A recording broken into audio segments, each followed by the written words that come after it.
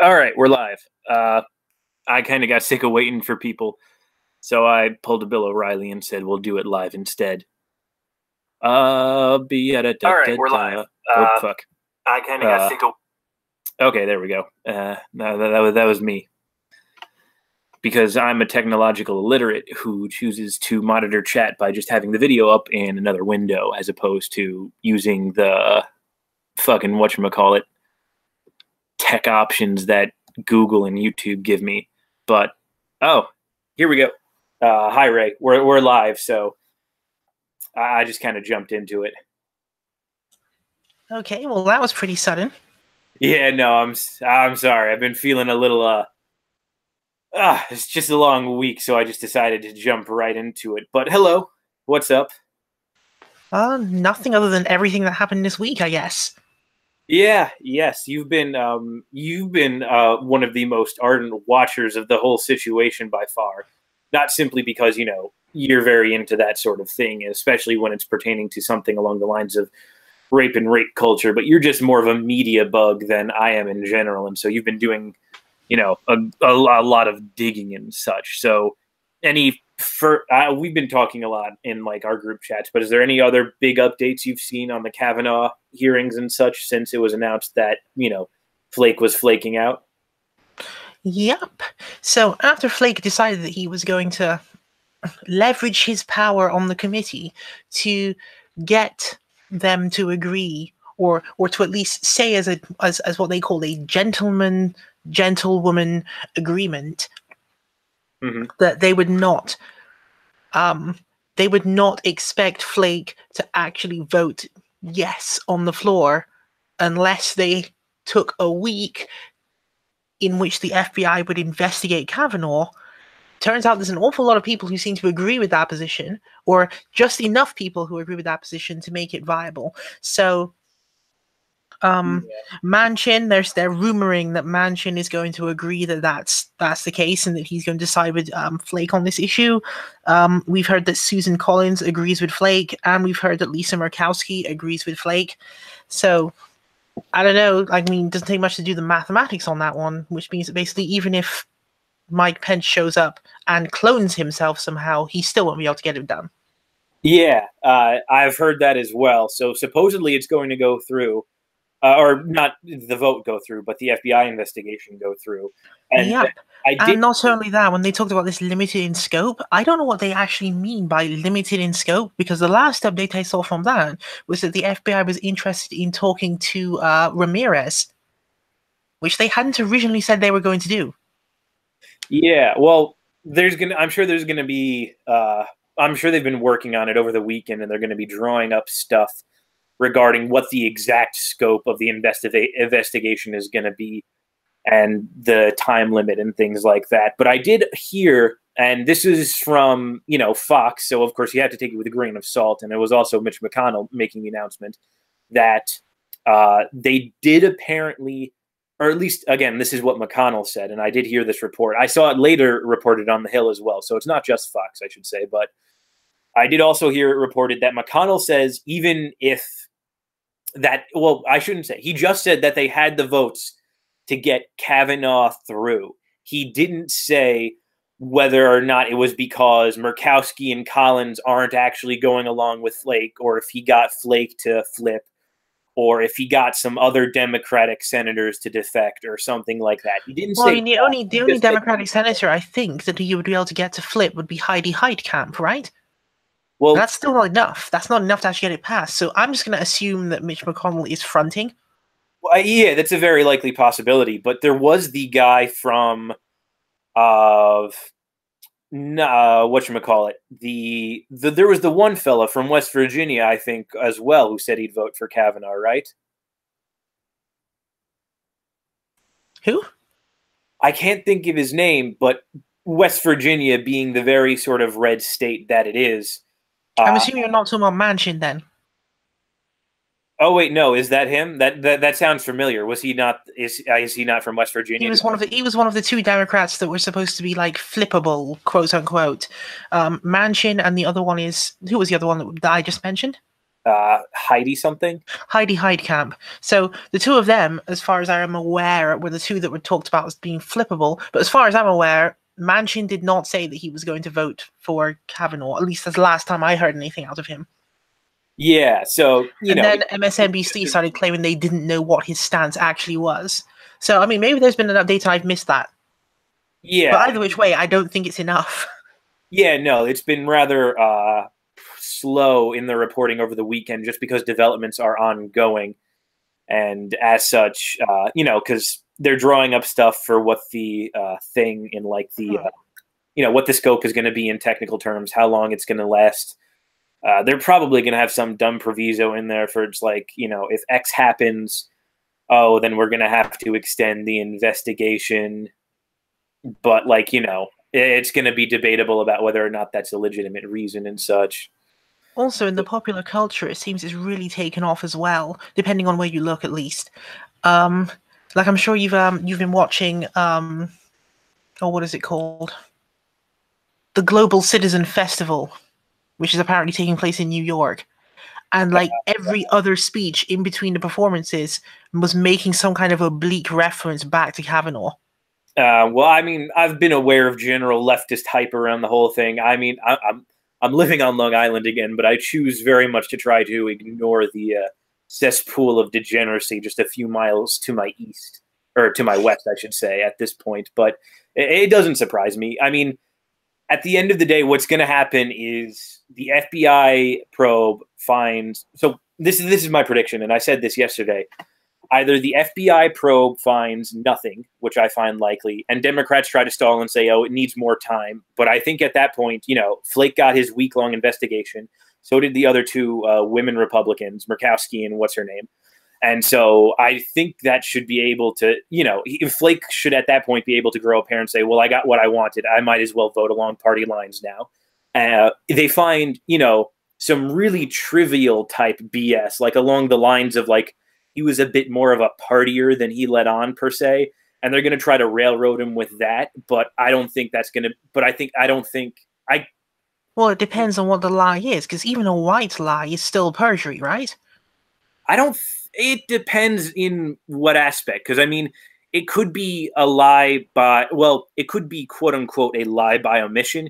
And it's just something. I mean a lie by literally him stating something that was untrue. This is something that Sarah Kendzior was talking about the day that it was happening, where she tweeted out a solitary tweet, which was really just one of the most poignant ones on that day, which was, has anyone noticed just the cavalier level of just total perjury going on all over the place here? And everyone was kind of thinking, what do you mean by this? But if you actually go back and look at the number of statements that Kavanaugh was offering, it was almost like, just standing from a neutral position, if you looked at it, you'd think he was talking entirely too much. Oh, yeah. He was putting out so many different statements that eventually, even if he didn't intend to lie, he has probably lied several times in that conversation. Yeah, it's like one of those things where it's like you say some minor detail and the lawyers are going to trip you up on some garbage. That's what I'm thinking. If they do find something along those lines, it depends to what degree it's actually going to, depending on the degree and the statement of the white lie. I think there is some. Yeah, I'm thinking try not to prosecute total BS. I'm thinking that on the least offensive end of the gradient, the stuff that's going to be found, if they find something that he's lied about, is going to be on his commentary on what the meanings of the things in the calendars were. Yeah, that's a good point. Because those things, he was blatantly lying about what those words meant. When one of those senators, I can't remember which one it was, the Senator Whitehouse, is that what his name is? Well, it's spelled in a way that you wouldn't think it would be, because you'd think it'd be spelled Haus, but it's not. Is it German? Is it like Haus? No, it's spelled House. It's spelled like an English word. Very strange. That guy. Mm. So he basically asked him whether he agreed with what his interpretation of what those calendar things meant, and Brett Kavanaugh kept making up very benign interpretations of what many of these words meant. Well, see, which was pointless, because it's one of those things where, now he's on record saying something that's probably a lie and they'll find out about it. Why did he do that? Well, it's like, I don't see, that's the thing though. He's a lawyer, and I don't think he'd lie about something so stupid. I think slang words have definitions that are very fluid and are prone to changing. So if those words meant something different back when he was, using them and writing them down in like whatever note system he was taking, like, I'm willing to believe he's not stupid enough to lie and get caught on something so trivial. And I mean, that's another thing too. It's kind of, that's something that's very, very, very hearsay. Like, you could go, again, you could find, a roommate that has some kind of problem with Kavanaugh, and you'll get him to say, oh, no, yeah, it was definitely a threesome. But it's sort of like, there's always levels to these things, especially because it's hearsay now. But it's tough to suss out what's what, especially not only just because it's hearsay, but because it's so context dependent on like the culture down there, the culture at that time. It's a huge mishmash. So there'd be a reasonable enough case, I think, to state that he wasn't lying, but maybe he misremembered if he was actually wrong in what he was saying at all. There's also the more serious element of it, of course, which is that what if the FBI goes out there and is capable of actually discovering that Ford's version of events is mostly true? Yeah. Or perhaps even worse yet for him, that Ramirez's version of events is true. Then it places him inside a house in which crimes were occurring, and his friend Mark Judge is just standing there alongside him, either participating in a crime or standing and observing a crime taking place, or being in a house where they know that crimes are taking place and not doing anything about it, and then having sat down in front of the committee multiple times and claimed that this never occurred. Now, that's mega perjury at that point. Well, yeah, to say nothing of whether the crime can be prosecuted after it has occurred 36 years ago, it would at the very least be super duper perjury. Yeah, well, it's not just perjury at that point. If they can prove some of the central tenets of Ford's testimony, then, he could very much, like they pointed out, there's no statute of limitation in Maryland for this kind of thing. So he'll just be, forget perjury on the federal. No. He would actually get up on that one. What? The reason is because Maryland has different conceptions of what the statute of limitations is depending on the crime. I think the way that I heard it told to me was that if he was literally carrying out the crime of rape, then there is no statute of limitations.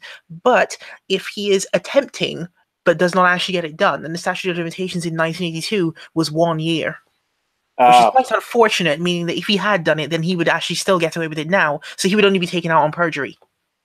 Okay, yeah, and that would also explain that would also explain why because this is something that was really, really annoying me. I was thinking, why if we know that there's no statute of limitations, why hasn't Ford just taken this thing to the police already? Yeah, and of course, when that was discovered, that explains the answer then, because it would be pointless. Yeah, you're right. If it was just like the attempted part, so I think. But that's the thing. I think the only thing capable of actually stopping Kavanaugh is like perjury to the degree you're talking of now, where they actually prove one of Ford's central tenets and therefore make Kavanaugh complicit in some kind of crime like that. But anything short of that, or at least aware of a crime. If they do the one with the Ramirez, for example, and they're able to bring forward stuff that Ramirez says happened, then it would at least be him being present where crime was occurring while actually saying that he had no idea who Ramirez was. Yeah, well, which would also be a different kind of perjury, but also significant. Yeah, like, well, again, it proves on him, it bends on him being able to, or it bends on the FBI actually being able to prove that he knew what was going on, which is, I imagine, pretty tough unless they do bring up people who actually say, no, he was there and he knew exactly what was happening. But if you just say, like, at the party and it was going on and it was a party with a bunch of people, then he could very much claim he was just at the party and didn't know. Although that would be a fairly big trip up, because if he denied it was even there. If he denied he was even there, then he's kind of moved the goalpost to, okay, he was there, but he didn't know what was happening in the other room, and he has no idea how the alcohol came to have things in it that were not supposed to be in it, and so on and so forth. And so you end up with this salami slice. That would be a very rough situation for him, undoubtedly. Yeah, because I mean, he definitely lied about knowing whether such parties were taking place. Yeah, because if he was at one while claiming that he definitely was nowhere near that region during the time period, then that is the first lie. Yes, that would be another big one too. So if the FBI pulls up anything along those lines, then I think he's sunk. But if they don't pull up anything and Dems just try to continue it, I don't think it goes anywhere and he gets confirmed. And if they just try to pull up something along the lines of like, he was like a hard partier or something like that, that doesn't prove blackouts. That just proved, like he even said that he was prone to having one too many beers too many times. Yeah, yeah. If they just get that, that would not be. I don't think that would be sufficient to actually halt the process. Yeah, it would have to be. They would have to get. They would have to get the actual thing that they were looking for. Like they can't. This is one of the things that is so key about why people demanded this FBI investigation in the first place. Because the FBI can only come back either confirming what is happening, or at least putting him in a place where he was claiming he wasn't supposed to be. But they can't come back with some kind of thing like, oh, well, we discovered he loves alcohol, for example. Like that would not be sufficient, and I don't think anyone on the Democratic side really believes that would be sufficient either, because that would be a huge letdown. Oh yeah, definitely. Now, what do you think? Do you think that the bigger question here isn't whether or not they find anything, because that's either going to happen or not. That's already out of any person's hands. The real question is if the third scenario happens that you described, where they discover something that proves Kavanaugh was perjured in a major way, then he's done. But if one of the first two scenarios I described, where it's complete garbage charges that they're trying to nail him on, or they find nothing, how do you think Dems proceed from there at that point? If they find nothing, wow, then that's going to be a really tough situation, because then you're going to have a division, because you're going to have, I guess, the more pragmatic people who will say, okay, excuse me, you go on, I'm still listening. Okay, you'd have the more pragmatic people who would kind of be like, okay, what we need to do is maybe extend the time period or something like this. They'll say, oh, can we extend the time period? Or you need to dig harder, perhaps. But you'd also have at the same time the people who are more prone to extreme outbursts would essentially be jumping up and down saying, what's taking this thing so long, etc., etc. So no, that would be a disaster. It'd be difficult to know what their stance would be if the FBI was unable to find anything. I think it would just end up in some form of chaos in him being confirmed. However, I do not think that's likely to be an outcome that's going to occur, given that this is one of those things where Ford testified under penalty of perjury, Ramirez submitted her statement under penalty of perjury. All of the other people who have spoken on this have also put themselves on the line. I mean, there's going to have to be something.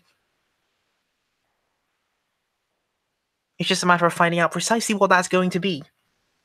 And also the reason I came to believe that as well, that there has to be something there to be found, is because of the fact that if it were not so, then they would not have danced around for as long as they did, trying to avoid consenting to it. Every single time Kavanaugh was asked about what kind of actions he would like the committee to take, he would continually respond, "Oh, I'm okay with whatever the committee decides." And of course, he said that knowing that the position of the majority of the members on the committee at the time was to essentially just push it through without engaging in FBI investigation. It only now so happens that this has backfired on him, because they put it through, and the condition involves the FBI investigation. But the impression I get is that Kavanaugh never wanted the FBI to investigate the claims that people have come to him and made.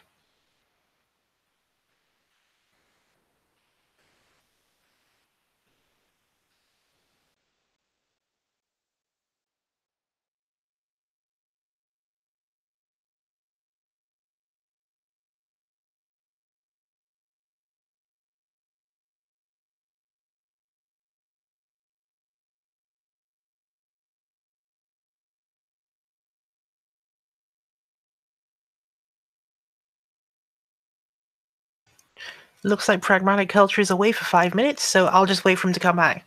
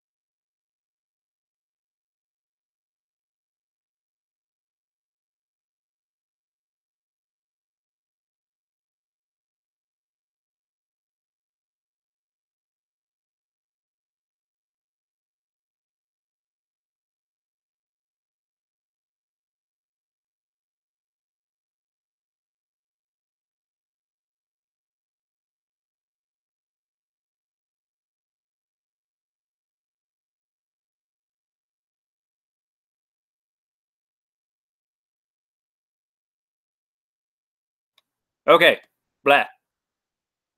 I've returned. I'm sorry about that. Yep, no problem. Yeah, family was calling, but thanks for staying on. So I think I got. I didn't get too much.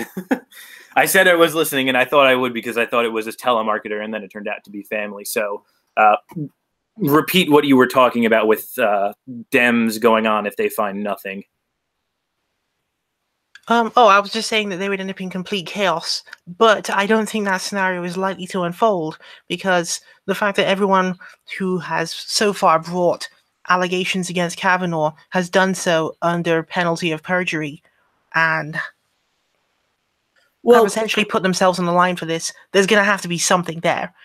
And what led me to believe that something had to be there over time was that Kavanaugh's response was not the kind of response. And I'm talking about his response if you consider him to have talked beforehand to the people on the committee who are from the Republican Party and with the White House, the way that they were gearing toward this thing, how when Kavanaugh was asked what he would want them to do, and he said, I'm okay with whatever the committee wants, in full knowledge of the fact that the committee did not want an FBI investigation to be reopened and was happy to just ram it right through. The reason he was saying that was not because he was open to an investigation, but rather because he was essentially deferring to the committee and saying, making out and pretending he didn't have an opinion on this. Of course, we all know that his opinion was he did not want an FBI investigation into the things which people had alleged about him, which is a very strange thing for a person who's claiming that they're innocent of fantastical claims to be saying. All right, well, I think there's a fairly benign explanation to that, and this is the fact that I think that what the FBI is going to find, if they find anything at all, is going to be along the lines of, the benign BS of him being a slightly heavier drinker than, he might have let on, but didn't. No, but he's supposed to be a lawyer and a judge, right? Meaning that you would think that if that were really all that there was, he could have just copped to that at the beginning and been like, okay, yes, I enjoy alcohol. He ended up saying that in the end anyway, so he could have just said that at the beginning and then said, go and investigate. That is all you will find. And if that was really all that they would have found, then he would have skated through. Well, I don't see, so but is it really that? He knows what police do, and he knows what the FBI does. They're going to dig up any dirt, even if not specifically pertaining to these incidences, just because they're going to try to use it to crucify him in some way. And I don't, because, that's what cops do. They try to assassinate your character. They try to make you think they're your friends, that they're going to, exonerate you if you really didn't do it. Meanwhile, they're just out to make their case in the process. I mean, isn't this sort of a similar complaint that, but by his own argument, activists have against cops in general, that they're really not your friends and that they make yourself out to be, and they're really just there to make their own case? Maybe, but by his own logic, I mean, he was the one that was claiming that the FBI does not bring a case. Instead, it simply collects information and then presents that information to the committee, or I guess to the Senate at this point, right? So even by his own argument, you can't claim the FBI is going to show up and prosecute him for something. Well, no, but it's it's not like he's going to do the prosecuting, but it's just the dirt that's going to get dug up in the name of whatchamacallit, later prosecution being done by the committees. It's going to be the fact that they find a whole bunch of trite garbage and then try to nail him to a cross for it that I think he's worried about. And I don't think that's an unwarranted fear, quite honestly, even if he is completely innocent. No, I mean, if it was trite, he would have skated. If it was basically, we've discovered that Kavanaugh actually drank 4 beers rather than 3 or something like this, then he would have skated. That would have been easy. Which then led me to think, well, there's got to be something more than that then, because that was, of course, that would be your first thought, that, okay, maybe he's actually trying to evade this because if you're being really charitable toward Kavanaugh, you'd think, okay, maybe he's trying to evade it because he just doesn't want stuff being dug up that can be used against him, like you just described, right? As in stuff which is benign being weaponized against him that he didn't want to have to talk about, or maybe he's embarrassed or something like this, right? But then you're thinking, well, no, because in the grand scheme of things, the things which he's being accused of are so horrific that prioritization should lead him, if he were really innocent, to be like, fine, go and dig up the mildly embarrassing stuff which is going to completely exculpate me. That's what he would say, right? No, because I think you're underestimating the hostility of the political environment at some point, because Dems are going to turn literally anything into a weapon, and if it even mildly looks like, Kavanaugh might have been slightly less than truthful on one minor thing, then you're going to have to worry about the Flakes and the Murkowskis and things like this and getting confirmed, even if it would be in any other circumstance exculpatory, and even in any other case, a sane person would be able to look at it and go, oh, they're just talking. The FBI just found a bunch of trite nonsense, and this shouldn't be taken seriously. Like the environment is so politicized at that point that there is no, information that's truly neutral. It's either making the case against Kavanaugh, or it's freeing him in some sense. And because of that nature, I can understand why he'd just not want the investigation all. That, and it is, a delay tactic to some extent or the other. Well, I should also comment on the viciousness of the environment that you've talked about as well. I would actually propose that the reason that the environment has been so vicious throughout the entirety of this procedure, if you want to call it that, is because people have become tired of this whole social order in which whenever a woman comes forward and says there has been some kind of abuse which has occurred at X time or date in such and such location or whatever, the instinctive response of the culture is to say, wow, you're a nutcase and we don't believe you. So now we're going to have to go through excruciating processes in which, rather than it being trust but verify, instead it's something like ridicule, obstruct, and then maybe admit that something happened, or maybe it won't even reach court, and so on. And so with that hanging over everyone's head, when this Kavanaugh thing comes up and he looks like he's, sort of in the right circles, quite well-to-do, and, a recipient of what people refer to as, quote, privileges and so on, as soon as that came into the public eye, he became a repository for all of the rage that everyone feels about these issues. And so that's why you see so many people getting so very emotional about the whole thing. Obviously, I haven't engaged my emotions on this, but I can totally see why it is that people have engaged their emotions on this. Because it even looks that way to me as well. I'm just less emotional about it, but it totally looks like he has become the symbol of injustice toward women and girls that has been perpetrated for quite a while. Well, before I address that claim, I should point out that AA is in chat, and he has brought his friends, whatchamacallit, to... Oh, you should give them the link. Let them into the stream, because you don't have any right-wingers on the stream other than yourself, of course, anyway. Well, I don't want to... I mean populist right-wing. Because it's kind of just us at the moment, so I don't want to outnumber you or anything like that. But no, that's no problem, because I would want to hear their arguments anyway, rather than have them in the chat hopping up and down. I wasn't even looking at the chat. Yeah, no, it's a whole bunch of helicopters and a raid for me general, which quote unquote doubled my viewers, even though I was pulling 10, 11 last night, and before this I just had around 8 or 9 or so. But I guess. Well, AA has... I've messaged him before, even though he's been consistently ignoring my DMs. I haven't not used that. But if AA wants to come in, AA can DM me, and I will be more than happy to entertain him on stream. Or if any of y'all currently rating me would like to come in and speak to the Mother of Nuance, you're more than welcome to hit me up on Twitter as well and ask for the link, because I'm not gonna... I'm not going to give it out to too many randos right now. But anyway, okay. So specifically to address the issue of the culture and the pent-up rage about rather than trust and verify, I think the reason trust and verify has died somewhat is because I think... Well, we never had trust but verify. That was my argument. We actually, well, at least in the context that we're talking about, we never had trust but verify. Instead, we had distrust and obstruct.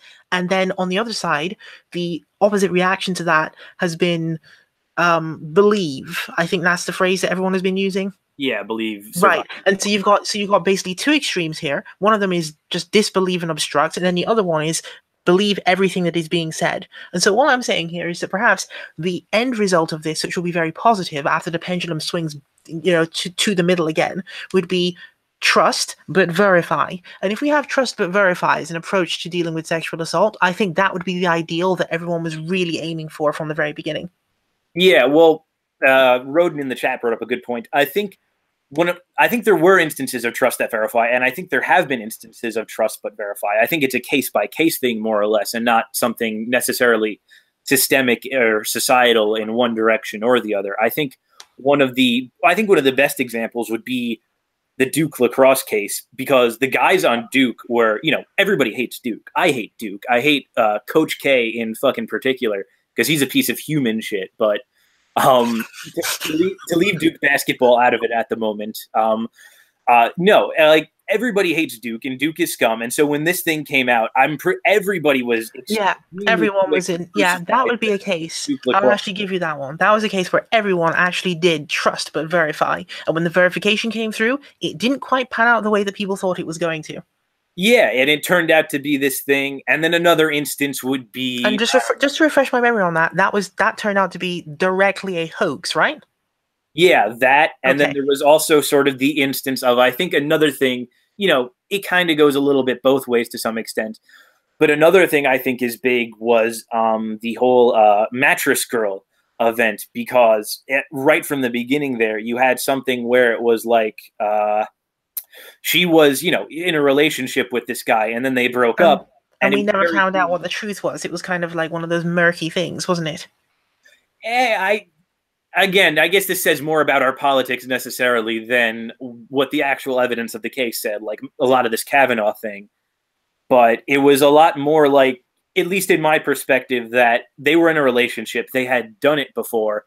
And it very much appeared that she was doing this out of spite after he broke up with her. And I think there was trust at the beginning of this, at least before it got major media attention and came under major scrutiny. Like in the local community in which it was happening, people were like, okay, we'll believe you, we'll punish this guy, so forth and so on. But then once it got big and people really started sort of cranking down on some of the details and looking on what was actually reported and the history these two had, then it became clear, like, okay, this is some sort of like vengeful, spiteful BS going on. And eventually that's kind of what turned it into it kind of turned it into this thing of a he said, she said scenario. Yeah, and it's eventually like that really sort of polarized it to the degree we see today. And so you're right, we might not have trust but verify in every case, but I don't think we have don't trust or don't verify. Well, I think in the majority of the cases, although those ones, I think it was actually done there. But I think in the majority of them, the culture has been basically everyone has thrown their hands up in the air and tried to do, various forms of institutional obstruction. And so this is what really wound people up. Yeah. And so that swung to the exact opposite direction, which is just believe. Yeah, I think it goes both ways, because I think there's a heavy amount of tribalism, depending on, and, I hate when liberals use that word in the pejorative, but there is something to a tribal mentality that gets a bit, weirded out, because, you see it from one side and it's, I think on either side you've had cases where it's like, all right, this chick is just crazy, ignore her completely. And on the other side, it's been, no, we have to believe her no matter what. I think those sentiments have always existed throughout to a lesser extent. Also, you have to keep in mind the recent contemporary history and things which have been trending in the news around just before this Kavanaugh thing broke as well, which was the Bill Cosby thing. Yep, I just said his name. The Bill Cosby thing, in which he has very plainly done these things to these people. Yeah, it's like there were legitimate cases. And the United States essentially just sat there, covered its eyes, and you've got people jumping around, just like deliberately trying to ignore evidence, deliberately attacking these women who have come forward about what Cosby had been getting up to, and so on. Yeah, no, that's the thing. Like Me Too in the beginning, I will admit, had some legitimate cases to go off of, and sort of another example of this would be R. Kelly. as well. Oh yeah, Where everyone's pretending that R. Kelly didn't do the things which he very plainly, in fact, did. No, I remember, what was it? I think the Boondocks at some point, didn't they do a spoof trial of R. Kelly? And like they had I think they did. I think there was such an episode in which basically the jury was crazy, right? Yeah, like the jury was crazy, and like the lawyer for R. Kelly was like calling Tom a race traitor, and so everybody was like shocked and awed that a black man married a white woman, and so that clearly that means he's a race traitor and is just being, you know, anti-black as a black guy for some reason. It was really funny. Like, yeah, it's been incredibly funny, but you know, it's skirted quite close to the truth of just the way that people have engaged in obfuscations that have driven people up the wall. Who else? There were other ones as well, where it was just like you almost had to stand back in stupefaction.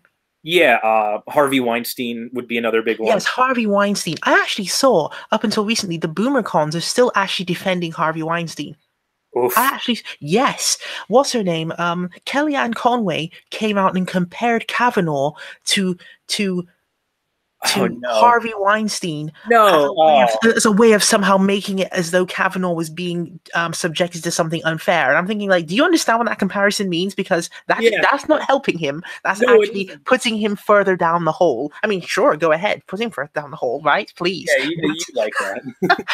But I mean, you know, I found that to be absolutely amazing.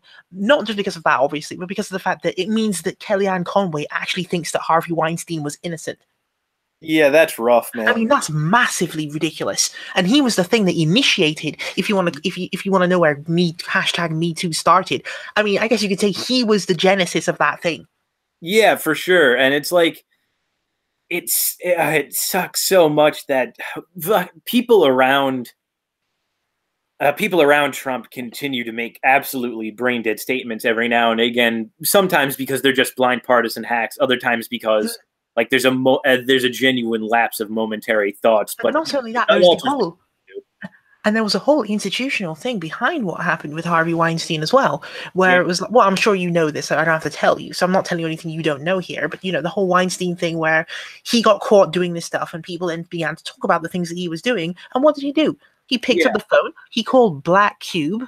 Black Cube then sent literal former IDF officers to try to obfuscate what was going on. Yeah, I mean, that's like transnational rape cover-up.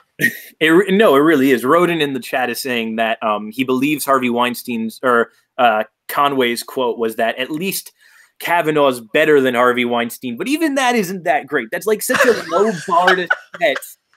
Oh, you know, someone's like, put the bar on the floor and put the bar directly on the floor and then ask him to step over it, right? Yeah, it's like somebody else, Mike in the chat, said Al Franken did nothing wrong. He probably did, yeah. I mean, I'm just, at this point, I'm here to win, so I don't mind the other side being fried for the same BS that they've helped implemented, even if he didn't do anything wrong, which he probably didn't. But because what did you think of that picture of Franken with, like, it was the sleeping Marine chick and she was in pretty heavy armor, but Franken had like his hands on her chest, kind of like cupping her breasts and stuff. What did you think of that? I found that one slightly confusing because I didn't know what he was doing. Was he just making the gesture, or was he actually in physical contact with her?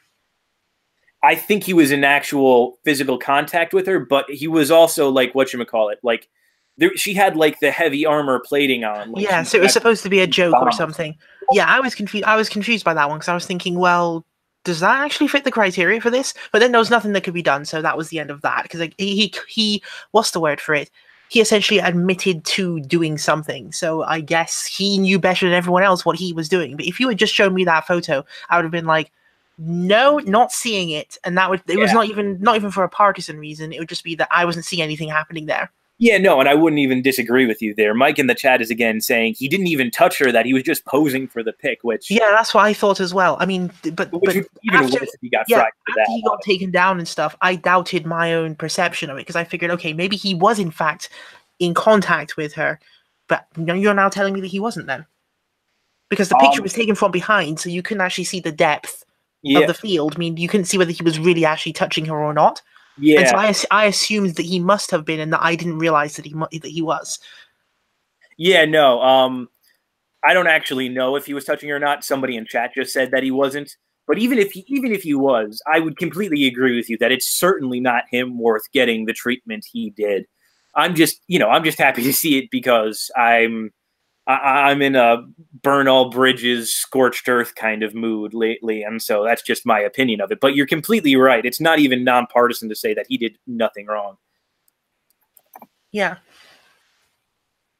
But the same logic also applies with although obviously George H.W. Bush did not get into significant trouble for this, the one where people had claimed that George H.W. Bush was inappropriately touching people because he was at wheelchair level, because he was sitting in a wheelchair, and therefore every time he would try to put his arms around people, it would mean that his arm would be landing on their hip instead of around their waist. And I was kind of thinking, give the man a break. That's ridiculous. That's making the thing look ridiculous. Mm-hmm. Yeah, it's like that kind of thing too. But I mean, and so it's kind of like if I could position my bar anywhere, my bar is not on the floor, but my bar is also not like over your head. Yeah, it's one of those things where people can be all sorts of ridiculous when it comes to things like this. And I think that's, it's a combination of, again, tribal partisan bids, but also the fact that, sometimes people also don't, I don't know where I was going with this.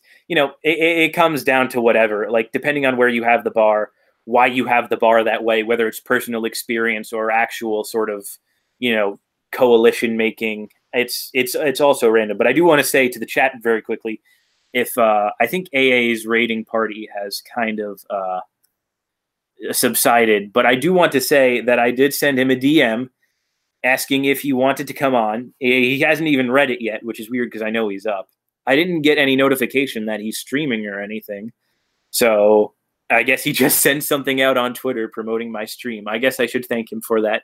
Maybe if he watches enough of this, he'll understand what productive discussion is about. It's a give and take.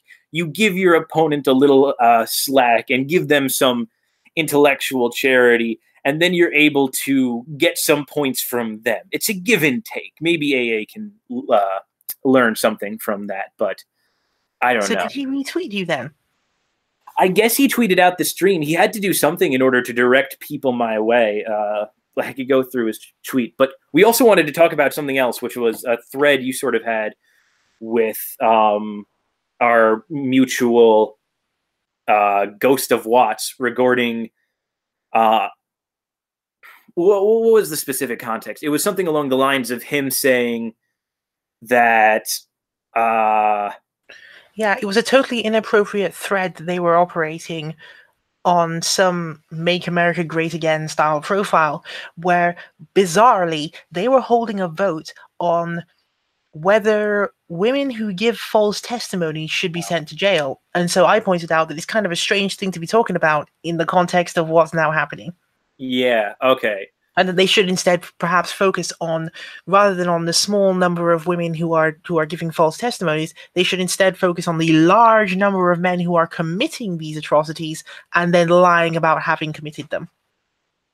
Well, okay, so I see the context of the situation again and why it got weird. Because two things to that. One, I think obviously you're right. There are less women. Maybe you could make a case if you had some new criminal data that I don't, that the numbers have flipped, but I doubt they have. So I think it's still reasonable to say that there are more men committing rape and then going to court claiming that they didn't than there are women making false rape claims. I think the number is something like 98% of sexual assault or sex-related crimes are committed by men. And they're just like literally like, I'm just going to ignore. They're just like literally, let's ignore the 98% and have the conversation about this minuscule thing which happens occasionally. Okay, well, and that was like the day after Bill Cosby had been sent to jail. Well, I think sexual violence is a very broad term, and I think I don't have the numbers on, but I could defer to people like I don't know, the honey badgers on this sort of thing to maybe get some more interesting info related to that. But what I would say is that Just because it's a small number, I do still think it warrants some amount of attention, especially because, being prosecuted in the court of social opinion today is oftentimes worse than actually being convicted and going to prison, at least if you didn't do it, like if you're being falsely accused. Because, if you are being accused and you did do it and you got away with it, then, you're as happy as, I don't know, some animal that's very happy. I can't make an analogy at this point. But, I'm not saying that it should never be discussed under any context, of course. But what I'm saying is it seems very mysterious that these guys will only come out with this talking point or asking this question or running this kind of poll at a time when they are on the defensive because some large assault case has been prosecuted in some way or has cropped up. Well, I think it's because you'll never encounter them on like a random day of the week, for example, when there's nothing in the news cycle going, what can we do to make it so that, like, for example, just hypothetically, so that rape kits in the United States are more efficiently processed. You will almost never find these people talking about that. The only time they talk about the topic is when they're on the defensive because their side of the aisle is not investigating something that ought to be investigated, or one of their favorite people has just gone to court and gotten in trouble or something, and now suddenly they need to redirect the conversation. Yeah, I think there's, you don't talk about everything at every point, and I think these people talk about these things as a defensive tactic just because, it's still effective to bring it up that way. And if you bring it up in every context, then you're going to be accused of being some sort of MRA loser or something like that, and you lose the debate like that. I understand the strategic importance of bringing a topic up only when it's relevant and only when it's worth discussing. But in the larger context of, dealing with the men who lie when they actually do it, I think the underlying assumption of why something like that isn't worried too much about it is because we still have a cultural baseline of people saying, A, rape is wrong, and B, you should be especially disgusted of it if you've committed it and you're lying about it on the stand. Indeed, but the path to get to that point is the one which is the most arduous one because of the fact that in order to get that far in the process to, okay, we've determined that the assault is reprehensible and horrendous and now someone needs to be prosecuted, you first have to get past the hurdle of obstruct and deflect, which is no one believes that this happened. Now you're going to be tarred by the culture and shunned. Weird people are going to send death threats to you, etc., etc. Well, I don't know how common that is per se, because I would think that there's still. I still think there's enough people out there who, when a case does it, what really decides whether or not a case becomes like obstruct and whatever, or just believe survivors, depends on like how big of a case it is. Because you have, I think on a small localized level, you still have plenty of people who are very much in the attitude of just, trust and deliberate, as opposed to, either of like the two other tribal extremes.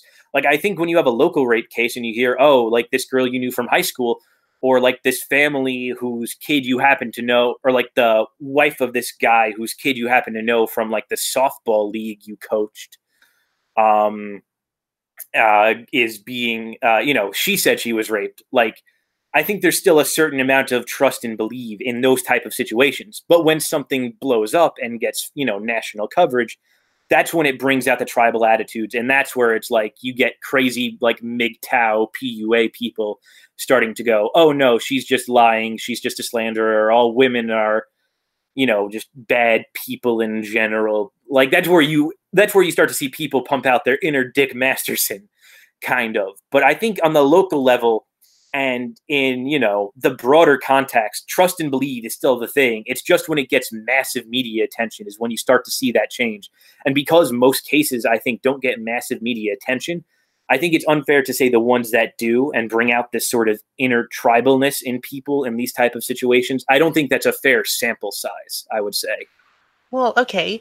I'll give you another example because, yes, I agree that if it doesn't have big media coverage, you don't get quite the same volume of responses or quite the same number of people feeling that they have the prerogative to chime in on what they think of the case as it's developing, right?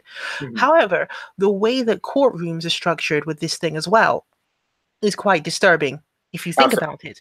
I mean, you have the probable victim sitting there, and then a lawyer will come and harangue that person for hours on end and try to suggest all kinds of ways in which basically this stuff is bad or this stuff never happened or whatever, right?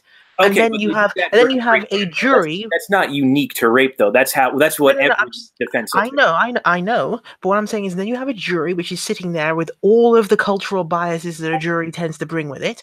All of this stuff then plays out, and you end up with the strange percentage figures you get, which is a large volume of rape cases not making it to court, or making it to court and then just going nowhere. And it's one of those things where you might almost think that it's a good time to have a restructuring.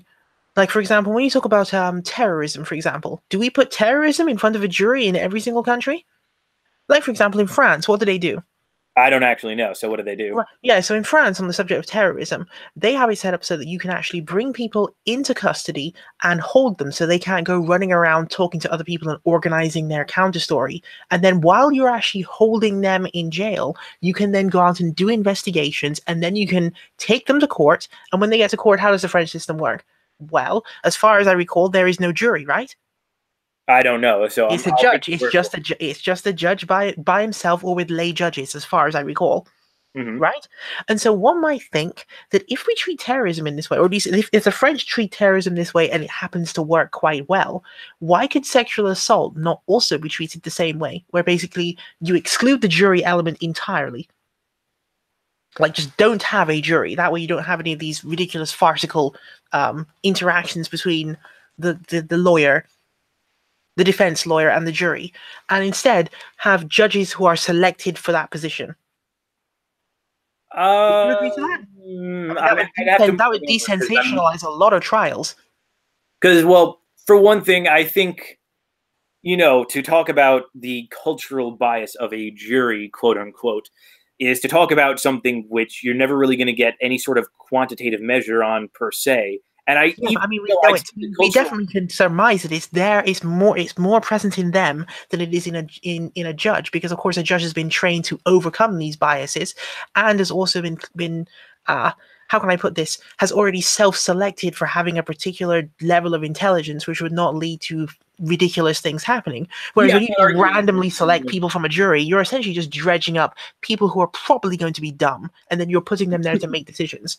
No, like I'm not disagreeing with you that the mob usually tends to be a bunch of dullards who aren't really particularly trustworthy. But what I would say is that if you have the right to, face your accuser X, Y, and Z. And I think the greater problem with it is that, hold on, I have to explain the process to me one more time so I just get it through my head. The process is just like the court system which presently exists, except rather than there being a jury, the jury is removed completely and is simply not present. There is no jury, and instead it's either the judge by himself who is hearing the case, or the judge with some other lay judges who are also present. So you'd be essentially making your case, instead of making your case to a jury, you're making your case to the judge and a couple other judges who are also there. Okay, so would the defense lawyer not still be just as haranguing in that instance per se, because he's just not necessarily. Of course, there would be haranguing nevertheless, because they have to actually talk to the person who's making the claim. However, the level of haranguing, I think, would be different, because when you're talking to the professionals who would be sitting on the other side, you wouldn't be able to use, as a lawyer, you wouldn't be able to use the kind of sensationalist nonsense that you'd ordinarily get away with when being faced by random members of the public. Perhaps. I still think, for example, a common argument of, oh, well, you slept with this person before, so how can we now believe you on anything? Or, oh, we discovered that you're not actually a virgin, therefore how can we now believe you on anything, you sort of untrustworthy woman or whatever, that kind of thing. If you're faced with actual professionals on the other side, you would not be able to run that kind of argument at all. Whereas with a regular jury, you can do that all day long. Yes. Well, see, this is the other thing I meant to bring up, and thank you for reminding me. I don't think the cultural bias is so slanted against women making this case, even if it's perceived that, oh, they've had sexual relations with this man before, or even if they say, oh, she slept with other men before. Like, I don't think the cultural bias of the jury, I think you'd actually be better off with a jury, because I think you'd have the cultural bias in most cases, slanted towards them. At least, maybe you'd have a case so like 30 years ago or so, when I think there was a little bit more, or maybe not because it was the 70s, but I still, Christian conservatism was still fairly big, or at least traditional Christian households and whatnot was still pretty big. But especially today, I don't think you have that same cultural bias now. In fact, I would make the case that the cultural bias, it would be working in the woman's favor if you were to put them to a jury. Because I still think it sort of underlies that sort of I think it really depends on the region. It might really depend on the region that you're in, because I'm assuming that juries only pick from the state in which the trial is, in which the offense occurred. I should say, not where the trial is occurring, because obviously the trial occurs in the state where the offense occurred, right? So let's say, for example, you did this in New York. I mean, maybe you could have a jury trial in New York in which basically you have a jury that comes in and is like, woke jury, and then things go the way that you expect them to go. However, I'm betting, and I don't want to sort of slam Alabama here or something, but I'm gonna. So let's say that you did the same process in Alabama. I bet you would go quite differently if you just selected random people and put them on a jury. Yeah, I mean, there's something to the cultural biases of certain regions, because obviously you're going to get a different attitude in Dixieland than you are in New York or the East Coast, of course. Yeah. Whereas if you elevated these things, in fact, then there's another complication I'd be introducing here in this plan, even while I'm talking about it, which is that you might end up with similarly having a cultural problem if you selected judges or lay judges only from the state in which the offense occurred. Yeah, because you might get some old guy, for example, who's also from Alabama, who nevertheless, while being quite sophisticated, is still also wrong. So you may have that problem. And so I'm almost wondering whether sexual violence should be elevated up to the federal level. Like, should it be a federal crime? Yeah, well, that's the thing. I think we're expanding the scope of this too much. Like, obviously sexual violence is a crime, and it's a heinous crime, and I'd be very much for upping the penalties, like of if you say have a guy who's accused of rape and it's discovered that he's definitely committed this rape, I'm okay with something like forced castration of some kind, or like execution, or something along those lines. Like I'm with Ben Shapiro on this one. That's incredibly risky, though. I would be what's the word? I would be hesitant on that front, because if we go to that front, all you have to do is make a mistake once. Yeah, well, and then the entire system is going to have a crisis of legitimacy. Well, I mean, because men will not stand for that. Quite unfortunately, they will not let you mistakenly castrate one guy once. Yeah, well, that's fair enough. So, well, I mean, there's innocent people being executed right now on death row. However, to balance this out, what I would say is to kind of get back what you mentioned before, is if we have something along the lines of castration or the death penalty for rapists, we should have some form of punishment. Perhaps not the death penalty or castration for women, but we should have a punishment equally as harsh for women who use false accusations maliciously. Not just women who mistakenly ID a dude who they think might be the rapist, because obviously they have no malicious intent there, and I wouldn't want to punish them. But women, however, the unintended consequence of having it appear to be, quote, balanced that way, so you create actually an imbalance, because then anyone who's reporting a legitimately, like, factually provable rape, if by some error of the police or by some error in court, for example, it's not borne out, then that person would think to themselves, well, now they're under the penalty of horrifying things happening, which would then dissuade people from ever reporting rapes.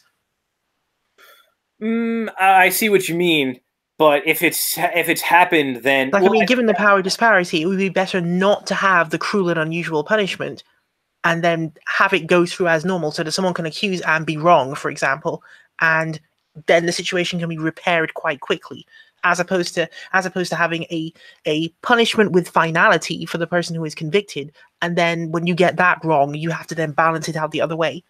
Yeah, that's fair enough.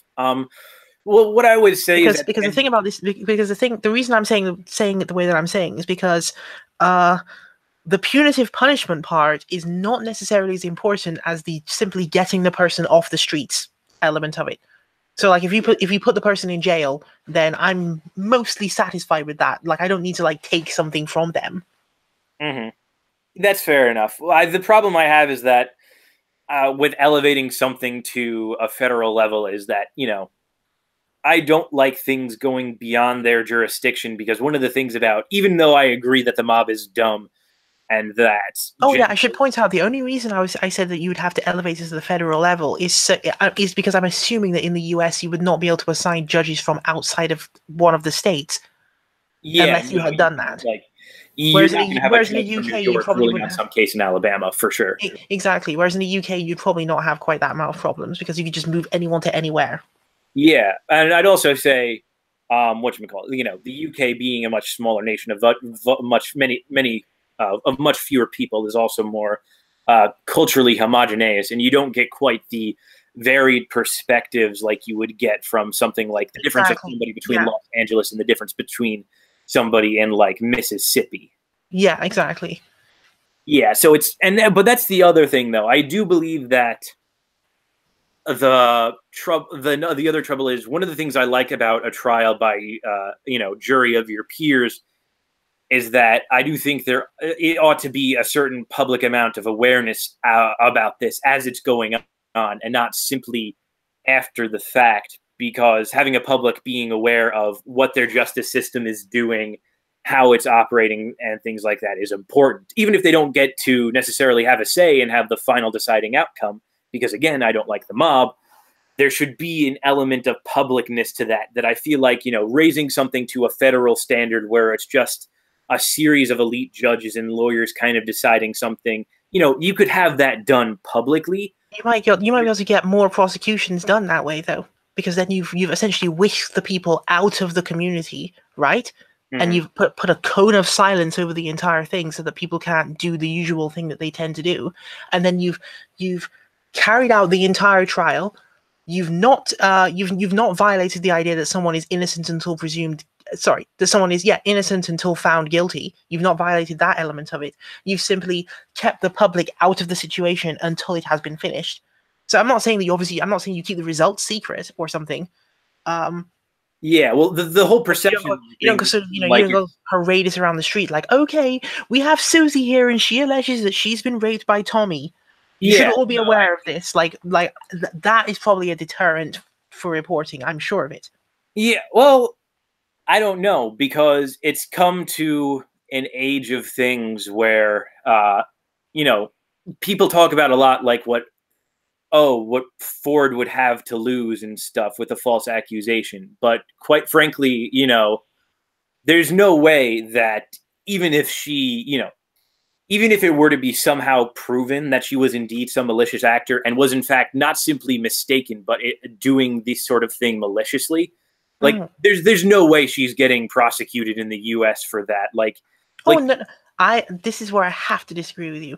If she were lying, I don't think I cannot say for sure whether she is or isn't, obviously, because we don't know the outcome of FBI's investigation. So I don't want to sort of go beyond what I'm supposed to be able to know.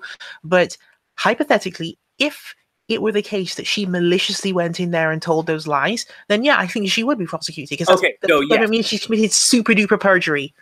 Yeah, no, okay. So in this case, because of how large the case has become, Ford would be prosecuted. But I don't think, again, because most things happen on a very localized level and don't get nearly this much attention, I would very much be shocked if, you know, that many women were prosecuted over an incident like this. Like, I don't think, because like very few people are tried for perjury, even when it's obvious. Like, you know, this kind of thing isn't like Law and Order and whatnot. It's not like, you know, they've proven this person was lying, we're going to countersue for perjury now. Most people just want to be done with their lives and get on with it and put it behind them. And unless they have like a serious vendetta, or they're seriously, or, you know, they have the money to do something like this, because it takes money. I mean, you'd think that in such a case, the countersue would be coming because of the fact that in a case where a man is falsely accused, he would want to get his name back. Well, again, it's tough, because then it's kind of viewed as, you know, Roden has also mentioned that Ford is being funded out the wazoo currently on GoFundMe. But again, she's an outlier, a variable, and I don't think she's a good example. Like, none of this is for anything. But whatchamacallit. In any case, I don't think there's a man who's going to try to, like, say, I'm going to get my reputation back by, like, countersuing this woman or anything. I don't think. Not only do I not think most men think like that, I don't think most men have the will after going through the original trial to go through with something like that, even if they did think it. Because it's just one of those things that, just the allegation and just the indictment by a grand jury has already ruined your reputation. Like, you're not, there's very little chance you're coming back from it, even if you could win a countersuit, because the indictment and the allegations are now going to come up whenever your name is searched by any employer on the internet and things like that. And, that's, even employers who are supposed to be more thorough are just going to stop at a headline pretty much. They're not going to go through the results and see, unless it's a major thing, that you countersued and later proved that. But you would at least be able to point. But a person would at least be able to point it out in such cases, though. Like, if someone asks, okay, so what happened? Then the person would be able to describe, well, it went this way and then this happened. Whereas if they don't do that, then they have no capability of doing that. Yeah, well, yeah, that's... Also, in terms of legal fees, yes, I understand that there's a legal fees problem that often occurs, but I thought, and if someone can correct me if I'm wrong, but I thought that in the US, if someone was below a certain income bracket, they could actually get assistance on that anyway. In terms, well, you get a lawyer, you get a defense lawyer given to you for free if you're accused of something, but I don't think it goes that same way if you want to countersue for being falsely accused of a crime. I don't think the state will help you out there. Okay, well then we've arrived at something interesting there, because perhaps that needs to be innovated if it's not actually in place. Yeah, maybe, but then you're kind of promoting, then you could be a criminal who gets acquitted of a crime. And if you're being provided a lawyer for free to countersue, if you like, because you believe you've been wrongfully, attributed of a crime, and now you just want to go on and completely ruin this person's life, then you're giving criminals that gateway to do even more damage than they've already done. Only if the person on the other side is determined to have engaged in perjury, though, right? Which would be difficult for them to get if no one actually told any lies. Well, let's say a case ends in like a mistrial or something like this, where they just aren't able to get it because of the insufficient evidence or whatever. You wouldn't be able to. Someone would not be able to countersue off of that, would they? I mean, it depends, because you can, depending on how much money is up in the suit, or depending on what is up in the suit.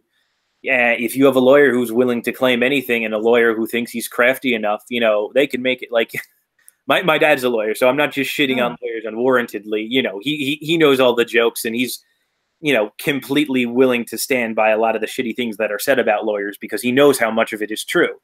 And so, I mean, I'm not, the legal system being the circuitous thing that it is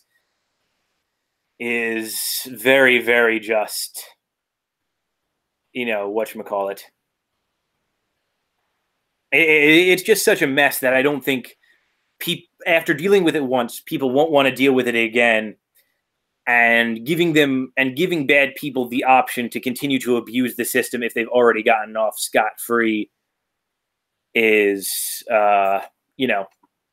rather. You've convinced me on that one then. Possibly not a good idea then.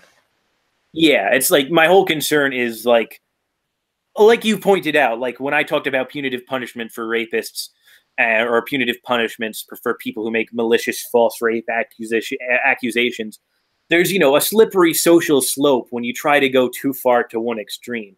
So I think we sort of have to accept the inadequacies of the system as is, and also understanding that the public perception of events, like you're talking about, like if this were to be elevated to a federal trial and it's kind of done without relative public knowledge, you're going to have the outcry of, oh, these are secret trials. Betraying the people and betraying. They always say that, though, don't they? I mean, even on the terrorism thing, they were like, oh, no, don't have secret trials at Guantanamo Bay.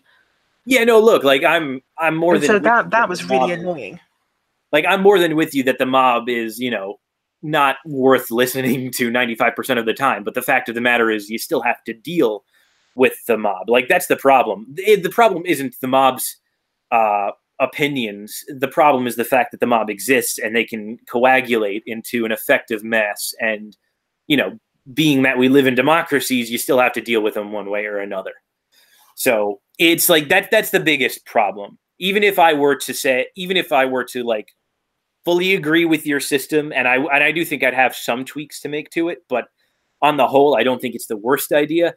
You're gonna have to deal with the public outcry of just this sort of ridiculousness over some sort of secret trial or something else. So I don't know. It's there's all kind of considerations that you have to worry about when going into this kind of thing, and I think it's almost better to sort of accept certain inadequacies in the system as is right now before talking about massive systemic changes like that. Not that Well, there's also something I didn't. No, I also hear you on that because there was something I obviously didn't factor into anything that I was saying there, which is obviously the personnel problem, which is how many human beings will need to be hired to actually efficiently clear all of the rape kits that would be generated at a federal level as a consequence of that. Yeah, and that's the other thing. You'd essentially, you would essentially be making an NHS-sized institution to deal with sexual assault, which would be an immense. It would be an immense undertaking. It'd be like one of those things where when you're done, you'd have like a list of things that are the largest organizations on earth, and it'd be kind of like the People's Republic of China army, and then underneath that you'd have the National Health Service in the UK, and then underneath that you'd have federal government of the US insofar as it prosecutes rape cases. Yeah, like that's the other thing I forgot to mention before. Like I agree, rape is an incredibly heinous crime of a specific nature, which is why we have specific task forces like the Special Victims Unit and such. It just means that would be enormous. That kind of thing would become enormous.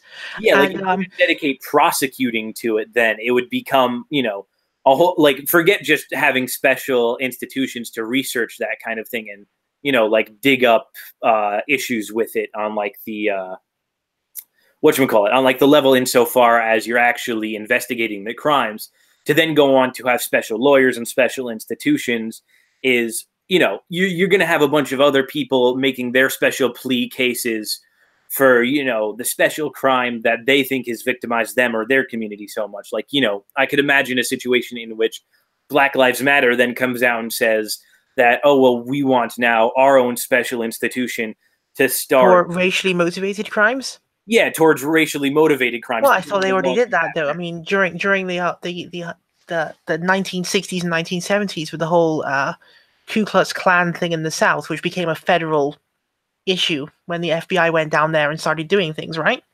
Yeah, well, that was just that was essentially equivalent to like the FBI or someone investigating a specific like branch of the mob or like a certain mob family in general. That's essentially what that's akin to. So that's not something extra special. But if you were to have like this whole organization specifically dedicated to doing prosecutions and trying sexual assault, then you definitely have Black Lives Matters types advocating for the same thing. Which would be even more than just like the FBI investigating the KKK and such. Yeah, it would be basically for everything, wouldn't it? The other thing about this, which obviously is part of why the largeness of this organization would be as immense as described, is because of the fact that it would be duplicating functions which would otherwise be carried out elsewhere. So in other words, perhaps you could lessen the size of it if you were able to sort of delegate certain tasks to the local police forces, for example. Obviously, delegate certain elements of it to the local police forces. You could also, if you had a national health service, for example, you could probably delegate significant amounts of the care for the victims to that system, as opposed to having to create it from fresh. Yeah, well, that's another thing. So local hospitals would be able to kick in on that, and also the processing of rape kits, for example. If you had a nationalized system of healthcare, you could probably find ways to allocate resources to process those kits because of the fact that you would be able to call upon any hospital institution with the capability anywhere in the US, wouldn't you? as opposed to having to create those institutions in Washington somewhere. Yeah, well, that's the thing. Even if you are just delegating other functions that other things will do. Yeah, and then only at the apex of it, which is at the point of having the prosecution and the closed door trial before judges with no jury, only at that point would that be the unique thing which only the federal government itself can actually carry out. Then you'd probably have much less staff in that case. Yeah, but like on top of that, one of the things, I'm not really a libertarian capitalist type anymore because I don't believe in it, but it's just one of the things that Milton Friedman pointed out that I think he was right on was the fact that very few times in the United States or in government history in general do you have an institution come into existence and then stop going out of existence when there's another institution proposed that does the same thing. You end up creating duplications and more bureaucracy, and then each institution has to deal with itself. It's kind of like all the duplicate environmental agencies that we have going on right now, because there's not just the EPA. I used to be better at remembering them, but there's a lot of duplicate institutions specializing in environmental crimes. And so they all have to deal with each other, and they're all still essentially doing the same job while also getting in each other's way. So yeah, I'm open to the idea that there's also the rivalry aspect that could kick in nonetheless. For example, many of these split-offs happen, like if you're delegating a task to someone and then you discover repeatedly they're not doing it quite the way that you would have done it, that incentivizes people to then aggrandize the power back to themselves, and then you have a duplication that occurs. Yeah. So yeah, there is always that risk. I'm not completely overlooking that. So it could be that you would end up with duplications, but surely not as massive a set of duplications as if you just decided from the outset to create duplications of everything. Yeah, of course. But I mean, that would the amount of legislation and the amount of policy crafting and what special interests get what representation in this sort of thing. Oh, yes. Imagine trying to push that through Congress as well to create that organization. Yeah, and it's like I don't even think the resistance would just be from like the right in that instance. I could legitimately see, I could see two scenarios. I could see Democrats, who are still of the more moderate variety saying this is going to be a massive undertaking. There's no way we can do this. And sort of the same way that Hillary Clinton was brushing aside Bernie's healthcare as ridiculous and overblown kind of thing. But I can also see some Democrats going with the line of, oh, well, this just isn't enough and we need even more. And they're going to let, perfection get in the way of the good at the same time. Perfection being the enemy of the good. There's also that problem too. Yes, we could have people on the left basically saying that the thing that we've just described is still not perfect enough. Yeah, so it's like it's such a ridiculous amount of. It's one of those things where, as much as I hate to say it, it's one of those things where you'd have to sneak it up on them.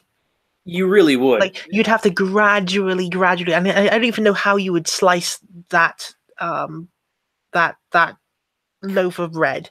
Like how many pieces would you have to slice the bread into in order to actually give them the entire bread without them realizing that they've had it? Yeah, that'd be something. And there's also have them not realize that something's going on at the time, because obviously if you elevate them to the federal level, how do you partially elevate them to the federal level? Yeah, and of course, like, it's not like there wouldn't be any pushback from the right at all. Like, of course there's going to be, because you do have a very vocal faction of people now who worry about, to oversimplify it, SJW, this is like feminist overreach kind of people. And of course, getting it past them is going to be insane. Also, Roden said something in chat where it's like, just redistributing money from the prison industrial complex wouldn't be that costly. And it's like, I'm not arguing like the finances of it. I wouldn't know where to even begin with that. But I agree, you could just take money from the private prison system and, use it where it's actually most effective. Yeah. It'd just be the reverse way of what I was saying about the delegating things. You just do it the other way around, which is basically appropriate things that already exist. Yeah, but I mean, the financial thing isn't even the main concern. The main concern is, of course, like the manpower, the bureaucracy, the interest groups, the policy crafting. It's such, like, I don't want to be one of those people that Slavoj Žižek talks about, where it's like you recognize the problem and you just sit on it because you don't think anything better could possibly come about. Like, I don't want to be that type of person, but I can't picture any sort of radical change being good in either direction, because the backlash I imagine you'll get from implementing some sort of radical systematic change is going to result in an even worse policy on the other end. You could really play the dark side and say that rather than disturbing the existing forces that exist because someone mentioned the prison industrial complex, and it was quite good that they did so. Rather than disturbing those forces, get them on your side. So, for example, the issue of what they're presently doing right now, they like to construct gigantic prisons so they can herd illegal immigrants into them or something like this. Make them the offer they can't refuse. Come to them and say, okay, what we're going to do is we're just going to repurpose all of these things. Now you can build gigantic prisons for the number of sexual assault perpetrators which we'll be herding into them. So you essentially get them onto your side so that when the opposition comes at you and says, we don't want to spend this money or whatever, then you can just say, well, I have a team of lobbyists here from the prison industrial complex who all agree with me, and they're going to withdraw your campaign funding at the next cycle unless you agree with me. Yeah, well, I don't disagree with you that would be one way to do it, and it would certainly be the most beneficial way from your perspective, at least. But of course, I think, fortunately or unfortunately, the prison industrial complex has made its bed with the right in this country, and the right being opposed to this sort of, again, quote unquote, SJW feminist overreach kind of thing. You're going to have trouble trying to get them to flip sides. And yeah, it would have to be the most persuasive approach ever. Like, someone would have to come from the center and kind of like, again, it's one of those things that would have to be done gradually. So you wouldn't be able to do it all at once. Like, you wouldn't do it literally in the way that I just said it, but you have to obviously shift it over time. You have to shift it over time. Another problem in that, now that I'm actually talking this out as well, another problem in that is that while you're undertaking such a shift on the left, for example, you would have people making the perfect the enemy of the good coming out and saying, oh, why are you in bed with the prison industrial complex, which would then be problematic. Yeah, for sure. So yeah, it would really be one of those how do you square the circle type problems. Like it would have to be someone with serious charismatic leadership would have to come up and do something like that. Like, I can imagine, just in a hypothetical universe, there could be a way in which Kamala Harris could do something like that, given that she's from that kind of milieu in the first place. Mm-hmm. But I can't think of anyone else who could do it. Like, I mean, Cory Booker probably wouldn't be able to get away with it. Yeah, no, well, like Rodin just mentioned in the chat again, the storehouse of political information that he is, that the Clintons did the legwork in crafting the prison industrial complex, which is true. But, like, the Clintons... But no one remembers that, unfortunately, for them. Yeah, one, no one remembers that, for sure. And so you're not going to convince Democrats nowadays to get in bed with the prison industrial complex, even if they thought what Ray was suggesting was a good idea. And especially since young Democrats have significantly shifted since the 1990s and are now jumping up and down, railing against that very same complex. Yeah, that's the exact other point. Like, there's been Bill Clinton was quite middle of the road in terms of the DNC, like to the point where a lot of Republicans during the election, and even though I hate to admit it, me at a point said, I'd rather vote for, Bill again than Hillary or Trump. Those were words I did utter to my parents at one point that I now regret, of course. But, it's, because he was so middle of the road, especially when you talk about things like he did in terms of welfare reform and, what he did do with the prison complex, which was initially at the behest of the black community anyway. But like nowadays, you're just not going to get it, even if they were the ones to pioneer it at first. Exactly. Yeah. And so someone charismatic needs to come and do some work on that issue if they're going to do it. And this is, this is something which is it's not the first time that people on the left have made this kind of argument. Do I have it in front of me? Because it would be really good if I did. I'm just going to read a quotation if I actually do have it in front of me. Please let it be there. What is this from? I'm reading from Earl Browder in 1944, something that he said about gigantic companies. Oh, and the need on the need, if you happen to be on the left, for allying with them. Finding some of them who will support the things you're trying to do. Yeah.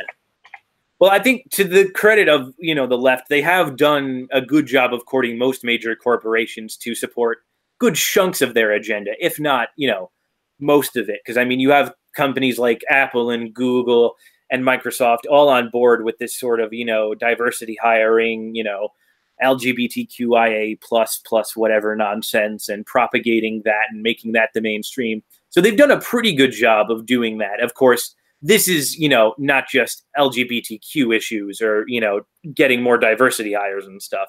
You're dealing with, a quite contentious issue, both in terms of, and it would even be something that would directly conflict with trying to promote a pro-diversity message at the same time. So this is something that would run in conflict with a lot of the rest of the left's agenda at this point. I found the quote. Yeah, it's from Tehran, Our Path in War and Peace by Earl Browder in 1944.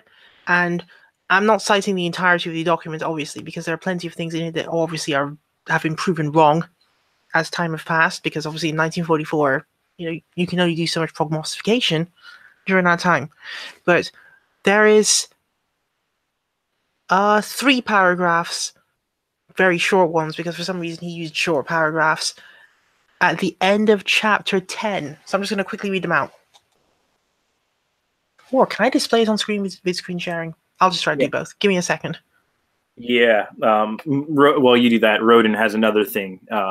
He says, Marx understood the bourgeoisie were internationalists, and expanding the workforce to compress wages would force workers to be in favor of revolution. Yeah, no, that was, I think, a big point in getting women into the workforce, that you would absolutely destroy wages, because up until you had women in the workforce, you actually had wages continuing in almost one-to-one correlation with productivity. And so, that was pretty much the big shift. And, the same thing could also be said of, if you want to look at it at just a national scale, of having, illegals flow from one country to another as well. Yeah. I'm going to try the screen share and we'll see if it works. Yeah, I'll see if I just click on, okay, your screen sharing. Right. Is it actually showing? It should be showing Firefox, right? Yeah, it's I see chapter 9, elements of economic. Yeah, that's not the chapter I'm looking at. So it's above that. So reading. If, however, in the ranks of big capital there is a sufficient number of men of wisdom and understanding who recognize the suicidal results of their own system that inevitably flow from a failure to strictly subordinate its operations to a broadly conceived and definitely planned program of national and international expansion of well-being for all, then such men, integrated in or working with the democratic progressive camp of the people, can become the decisive leaders of big capital in a maximum of self-limitation to meet a minimum of governmentally imposed regulation that will effectively curb the antisocial and anti-national tendencies of big capital, sufficient for it to participate in the national unity in support of the program of Tehran. And of course, what they mean by program of Tehran was the conference that was happening before the end of the Second World War. But that's just by the by. There is a growing volume of evidence that there are such men of vision and understanding in the ranks of big capital. Their number will grow, and their initiative and leadership will become stronger, to the degree that it is made evident that there exists a practical platform upon which they can unite, and are uniting, with the broad democratic progressive camp inclusive of the organized labor movement, which promotes the general interests of the whole nation. We must all learn to welcome their appearance, and prove in practical life that such cooperative effort in the spirit of national unity is both possible and profitable. Nothing can be more fatal for the perspective of Tehran, so far as the United States is concerned, than an attitude of uniform and undifferentiated hostility to the ranks of big capital from the side of the labor and liberal sectors of our democracy. That only drives the intelligent capitalists back into the arms of their more reactionary fellows, and unites the most powerful group in American society solidly against all progress. There can be no effective national unity in America to secure and unfold the program of Tehran that does not include big capitalists to be able to fight for and win at least a certain minimum of participation on the part of their whole group. Yeah, and he was right. If he were to make that into a prediction, then, he'd also be right. And so, that's the thing. They've done exactly that. And by sort of, by allowing their, allowing that to happen, they've gained greater progress in terms of what they've been able to accomplish. Something else Roden said in the chat. Marx, in a letter in 1870, Ireland constantly sends her own surplus to the English labor market and thus forces down wages and lowers material and moral position of the English working class. And he then goes on to paraphrase, when Ireland sends its people, they're not sending their best, Marx. Oh dear. Poor Irish people. I know, I'm getting crapped on right now. But then again, I mean, I'm a mutt, because at any point in time, I'll be LARPing as either a Slav or an Englishman or a Bavarian or what was the other one? Oh yeah, or look. I mean, to be fair to the Irish peoples, I think that Rodin needs to take this into account when he talks about that. I mean, to be fair to the Irish people, they were chased out of their homeland by British liberals who decided to enforce a monocrop of potatoes on them after appropriating their fields, which were usually used to grow grain, and repurposing them for the purpose of rearing cattle. Mm. So, I mean, the entire mess was created by classical liberals in the first place, and then the ensuing pseudo-genocide that occurred afterwards, which was then followed by a mass emigration, was also created by classical liberals. And then, unfortunately for the Irish people, they arrived in the United States and were again resubjected to classical liberalism. Classical liberal. We needed the Black Book of Classical Liberalism. Yeah, I mean, there needs to be that publication. The Black Book of Classical Liberalism. Yes, no, I don't want it to be the Black Book of Capitalism, because I think that's narrowing the scope too much. And whenever I see people like Democratic Socialist 01 or fucking Bad Mouse try to make the case that, oh, capitalist has killed this many people, I'm like, no, that's a dumb case, because if you're going to talk about capitalism, you could talk about how it pragmatically happened, and then you could make the case that that's quote-unquote not true capitalism, especially if you're a Rothbardian libertarian type. But exactly. And technically, I mean, if the Irish people had been saved in that moment during the Great Famine from what was happening, they would have been saved by another form of capitalism, the one preferred by the Tory party. Yeah, so it's like you ought to... So it's a matter of, can you do capitalism in a way that does not result in your immediate destruction? Like, I mean, at that point in time, it was still possible to actually do capitalism in a way that was not going to completely destroy you. Perhaps at some point in the future, it will become impossible to remain capitalist while not destroying yourself, but that point has not yet come. Yeah, definitely. And I think, it's going to come down to things like, that's why I think the Black Book of Classical Liberalism is going to be much better, or at least just liberalism, including neoliberalism, because then you get, like, you can throw in the Iraq wars, you can throw in the Vietnam War if you want, you can throw in Korea, you can throw in... Indonesia. Yeah, Indonesia, you could throw in Chile. You have a lot that you could kind of throw under that label. And it actually works because, Pinochet didn't kill all those people under capitalism immediately, because it's, it should be pointed out that at first he didn't know what he was doing economically. And so he still kind of continued Allende policies to some extent before, getting advised by Milton Friedman and the Chicago School. But yes. And even ironically, one of his flagship so-called accomplishments, the one in which they just began operating as if like, oh, wealth is being generated. The only reason they were able to carry out such an efficient program was because someone had already done the land reform before they got there. And guess who that was? Apparently Allende did it. And so land reform, I'm unfamiliar with this. Land reform in many places in South America, you have the semi-feudalism problem, which is that there's a small amount of wealth in a small number of people's hands, and everyone else is kind of like landless peasants, as you were. Yeah. So you can't have a generation of middle-class wealth or productivity if you start from that position and then you don't actually give people back any of their land. Mm-hmm. And so, ordinarily, if Pinochet had come into existence atop a completely semi-feudal society, he would have probably gone down just like many of the other dictators in South America went, which was that they come, they extract wealth, the entire society continues to implode, the end, right? Whereas in the case of Pinochet, he arrived just after the land reform had already been initiated, meaning that he was able to then capitalize on the future results of that systemic change which had been made. Yeah. And so there's actually an article in the Japan Times in which they break this down and come to the conclusion that Pinochet was actually completely unnecessary. I don't know about that, because you can't have, perhaps it was a bit of a reach to say completely unnecessary, but that the things that he is often credited for, many of those things did not actually come from him.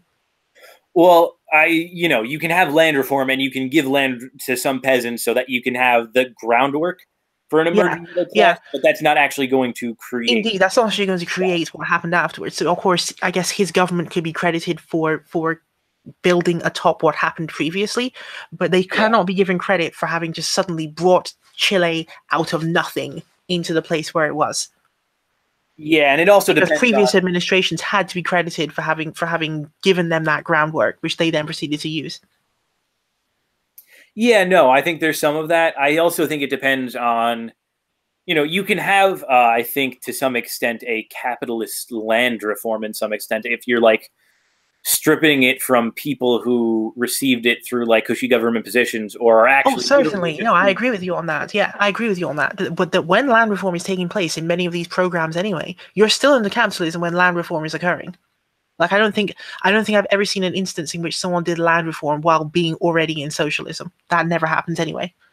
That's usually the first thing you do. It's one of those things that is you have the multiple stages of history. This is one of those things where we're well off topic, but I'll just quickly say, you have the multiple stages of development, which is obviously you're in feudalism first, and then if you're really unfortunate, you end up in semi-feudalism, and then someone will overthrow this and bring you into a form of national developmentalist capitalism, and then after this, you develop in the mid-course, and then you eventually integrate with global markets and become part of hyper-globalization, and then you continue forward after that through late capitalism until you finally run up to the systemic limits of what capitalism is capable of before self-destruction, and then it's either socialism or barbarism, and hopefully you choose maybe socialism, and you end up in socialism at that point. And so the part with land reform is so far back in that chain of events that it's between the part where you're in feudalism and semi-feudalism. So at that point, there is no debate as to whether you're in capitalism or not, because at that point, you're trying to make capitalism possible. Yeah, exactly. So you could argue that Allende was trying essentially being a good capitalist, ironically enough. Yeah, you could, or at least on that policy, he was just being a capitalist. Yeah, or even more so that in trying to make the jump from semi-feudalism to socialism, he was trying to jump it way too far ahead, and so I'm not certain that he actually did this, though. From what I understand, as all he seemed to have done in terms of this land reform was essentially just took land out of the hands of those who had accumulated it and then reallocated it to other people instead. So they just became the private property owners of land they didn't have before. Mm-hmm. Yeah, well, I'm not. I know a good amount of history from that time of Chile, just because at one point I was, a Pinochet shill. Of course, this is not to say that Allende was perfect. Like, I'm not one of his fans or something like this. No, right. It's just like you have to give him the credit where he's due on that one, which is that basically he did actually accomplish the land reform to some extent, or at least to a sufficient extent that it allowed Chile to springboard to where it was going to go. Yeah, no, I'm definitely. Like, for example, places where it didn't occur, you can easily contrast between places where it occurred and places where it didn't, even though many classical liberals are loath to have me make these comparisons. Compare Chile to, like, Guatemala, for example. Guatemala is a place where land reform never succeeded. Mm-hmm. And let's just put it this way. You don't want to live in Guatemala. Or at least I should say you don't want to live in Guatemala unless you weren't born in Guatemala or you're from the upper class in Guatemala originally. So that's probably a more precise way of putting it. But don't be born in Guatemala. That's a bad idea. Mm-hmm. No, I agree with you there entirely, because I think it's fair enough to say that, the stages of history you have to go through in order to be better off for socialism are the stages that the West has gone through, in which, the reason there are so many willing to accept socialism right now, I think, is because we've properly been through many of the alternatives, which have been, we've gone through, the Roman style. You've been through feudalism. You've been through robber baron type capitalism and such. And so, you know, we've been through it all. We know what works and what doesn't. And now people are saying, well, let's try something new.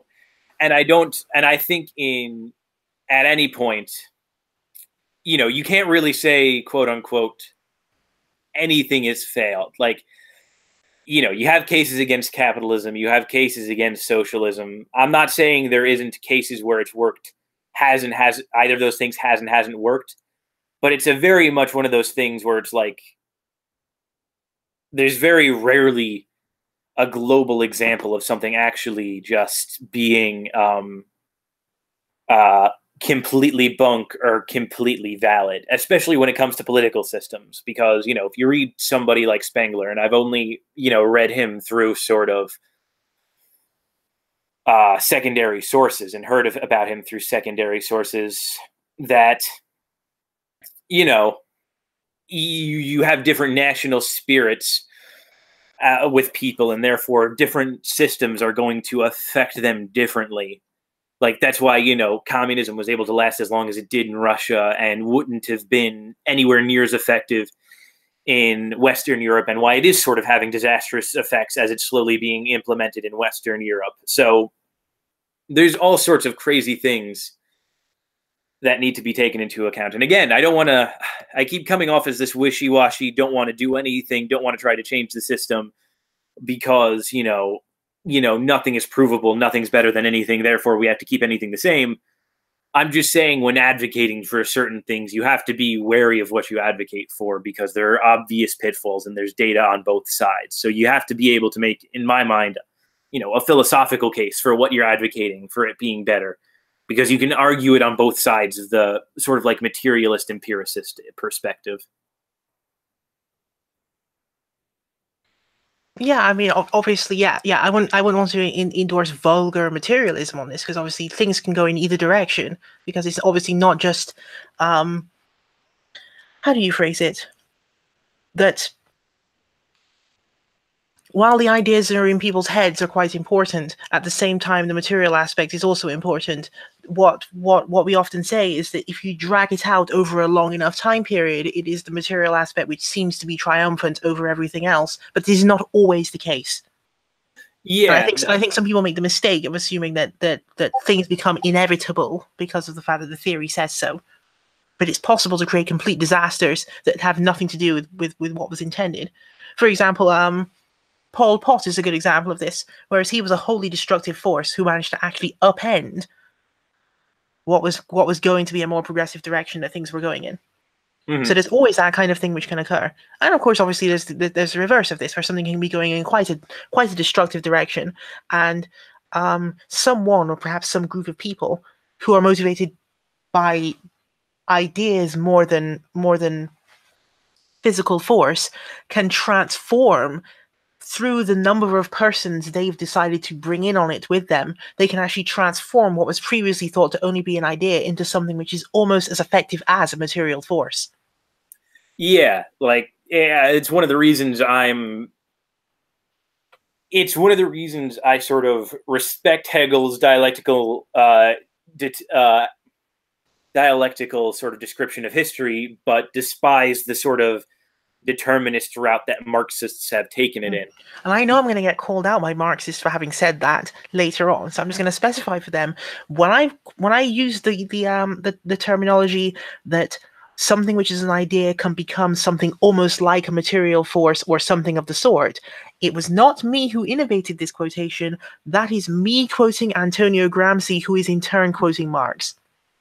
Yeah, well, I mean, so I better not get called out by anyone for having said that. Yeah, the main reason I hate Marx nowadays is because he ruined Hegel in my mind, and not that I'm an idealist or anything, but that, you know, Hegel and the dialectical nature of history makes much more sense if you believe that humanity is moving towards what essentially could be described in Eastern terms as nirvana, as opposed to just mastery over the material plane. Like, that seems a rather arbitrary thing that Marx decided to choose to make the end of his dialectical form of history, Whereas at least when you have Hegel's idealism, there's an actual transcendent force guiding us towards, unity and oneness in the universe. Well, I would say these things are not mutually antagonistic. After all, if you play, imagine you use it this way: you play forward Marx's description of what's happening, and then when you reach the end of what he has described, then you stop there and you essentially jump off and continue to go down the same line, because there has to be something after that. Yeah, no, it's like, because... And this is an argument which I've often made as well, that basically when we get to that point, the amount of time that will be freed up as a consequence of automation and sort of the, I guess you could say, the more equal distribution of wealth among people that exist. I mean, I'm describing it in a not complicated way on purpose. Yeah, I'm trying not to overcomplicate. But basically, once you reach that point, the amount of time which will be freed up would be enough that people would be able to pursue the kind of spiritual pursuits which had been denied to them after the advent of capitalism. So in other words, it's almost as though we had to lose ourselves in capitalism in order to find ourselves after it. Yeah, well, in order to more effectively find ourselves after it. Because what were we doing prior to capitalism? Prior to capitalism, like, more than 3/4 of humanity was essentially digging in the fields for lots of time. Did not have time to devote their brain power to exploring what stands behind the veil, right? And so, well, I mean, we have generated the system of production which will someday free us from the problem of diverting our time into these mundane issues. And it's at that point we'll be able to do the jump off and complete what you're talking about. Yeah, I mean, I hate to sound a little bit meme-like here, but it's at that point you'll be able to complete the system of German idealism. Yeah, well, that's a very dualist way of, getting to Hegel's end of idealism. But the one thing I would say about that is, the two things I would say about that is that I think there's very much a case to be made in the spirituality of work. And I think it's one of the things I like about Hegel's dialectical nature, and, like, separating yourself from the other and using it to define yourself, the negation of the negation, things along that line. And I think that was more readily found in the old feudal forms of work and, like, being a quote unquote humble muck farmer than you find in the capitalist system. And so I think it is easier to sort of achieve a spiritual enlightenment through sort of, like, the sand gardening or the muck farming, what have you, than it is through just sitting at your desk and kind of being a wage slave. But the other thing I would say to that as well is that, one of the big holdovers in Hegel's philosophy was this idea of the perfectibility of man, which is eventually, you can, and it was a big Protestant conception, so it's not something Hegel is uniquely guilty of, but it's something that very much speaks in his philosophy, and especially it comes out in Marx's, which is the idea of, like, you can perfect man in some sense, and in that way bring utopia to earth. Kind of what, like, you're talking about with the quote-unquote fully automated luxury communism. And so in that sense, I disagree with both Marx and Hegel profoundly, because I don't think man is a perfectible being. Now, when you talk to communists, and, like, when you hear Zizek and others talk about it, they talk about pretty much abandoning humanity entirely and becoming this sort of something more than man. I would say Ubermensch, but I'm sure that would be far too reactionary for the likes of people like Zizek. But it's essentially becoming, transhuman in some sense, to not just simply to transcend, liberalism and capitalism and all these things. And in some sense, it's a disdain for humanity, but it's also their vision of perfecting humanity. Whereas Hegel's was just that. There are various versions of this as well. Like, there's one you'll encounter in the East where people talk about how at a certain point, and it's always one that described very much in a kind of futuristic sense, similar to the one we're discussing now. At a certain point, the gates will open and the masters from the past will reincarnate in this plane and give us instructions on the things that we lack. Yeah, apparently, that sort of thing. But obviously, I'm aware that from your perspective in the Catholic tradition, that stuff is probably not what you're aiming for. Yeah, well, I think it goes somewhat beyond that, in the sense that, it's in the Catholic tradition, and I think if you're just endorsing any sort of, like, if you're endorsing a sort of more Greek metaphysic in general, because I think the Greeks in general were always pretty much dualists, I think pinning Plato purely as an idealist is a grave misrepresentation of Plato, especially. Yeah, I'd be inclined to agree with you on that. Yeah, but what I would say is that then, what you have is essentially this idea that because the materialism is just such a small part of it, because the materialism is just one aspect of the world, and really you're looking for you're looking for something more. Like, the material world isn't all that is. Like, there's the understanding that because, like, this world is just the world of shadows, of that result of like the divine light of Logo shining through the other forms of the world, you understand that you can't be actuality. You can't be the form of squareness. You can't be the form of goodness. You're only cheap imitations of those things. And so there's that understanding that comes with that Greek metaphysic, that the only perfection you're going to get is when you eventually pass on to the other side and get to the worlds of forms as, a spirit, essentially. And so that's why you have this sort of virulently anti-Greekness that comes out of continental philosophy. Even though Germany, in many aspects, suffers from Greco-Buism, to put it very, very... yeah, the love of Greek culture, Greekophilia. Yeah, Greekophilia. That would be the better way of putting it. Exactly, because there's very much. I mean, it's clear in people like Hegel, for sure, who do very much admire things like I was reading Hegel by Kaufman not too long ago, and he mentions I think the name is like Iphingeria or something in Taurus, and that's actually it was originally a Greek play that Goethe retranslated into German, obviously with some adjustments and editing work done for the cultural context and to have it make sense. But it speaks to the German idea of what Hegel and people like Schiller would call Stichlet, I think which was the idea of a duty brought about through self, and like the Greek idea of moralitat, which was like this objective notion of morality that a person just happens to imbibe. Whereas one is sort of the result of like, a person sort of bringing it about, and there's some connection to the German concept of inner virtue. Yeah, exactly. I think that phrase is exactly used by Kaufman. I just can't recall it at the moment, but it's inner virtue versus somebody obtaining virtue from some outside force or from outside that was an argument that happened in East Asia around the same time period as well, in which there was a big argument about whether virtue can really be found inside the person, or whether it comes from outside. And let me see if I recall. Confucius believed, of course, that oh goodness, how did it go again? There's a proper way of saying this. There's a really snappy way of saying this. Yeah, I think Confucius, to put it sort of in European terms, was more of the Hegelian, so to speak. No, but I mean, which bias did he have? As in, Confucius believed that virtue came from inside and had to be cultivated because humans were inherently evil. Am I correct? I don't remember. Whereas Mencius, on the other hand, believed that humans had an inherent goodness. I probably have that reversed because it's early in the morning and I probably drank too much.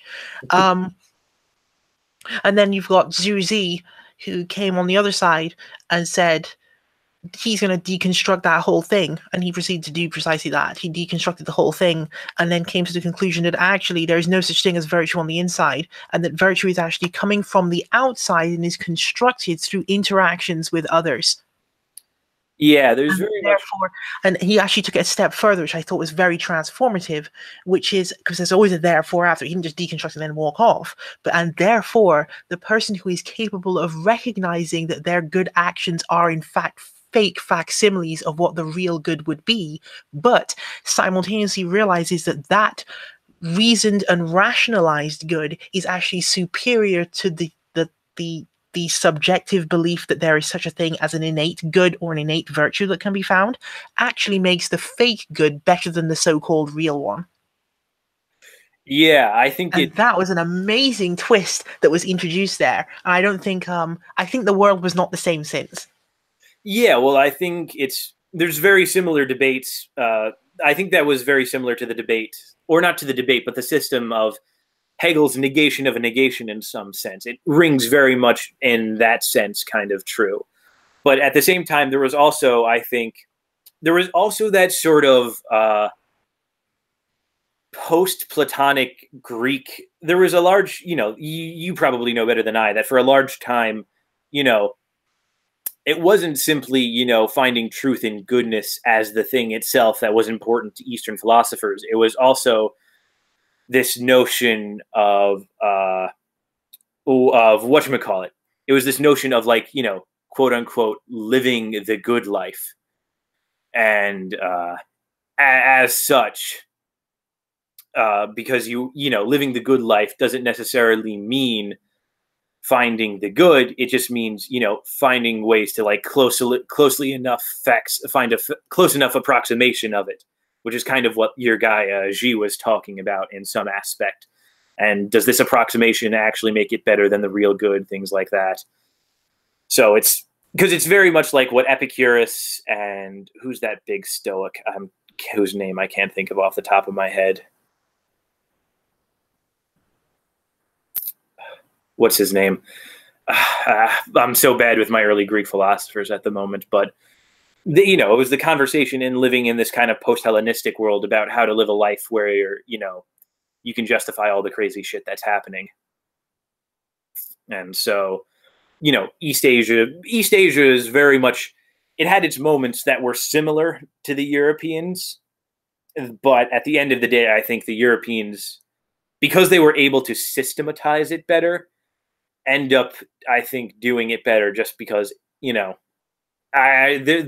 of the more linear fashion of it, I guess, is what it really comes down to, or at least popularizing it to the plebs. Maybe they didn't do it better. Maybe we're all too small-brained to appreciate the high-mindedness that is the East Asian philosophy, but in some sense, a philosophy is contingent upon who you can sell it to. So there's that. Yeah. I should also correct myself in case I actually named the wrong person just now. I was actually referring to Zunzi. So give me a second, I'll just give them a screen share so that they know. So I won't get weird questions coming from people later about why on earth did I say what I said.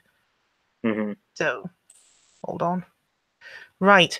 So, I don't know if highlights work, but you should see a highlight here. Is Zunzi saying that man imposes his own meaning on an otherwise meaningless universe?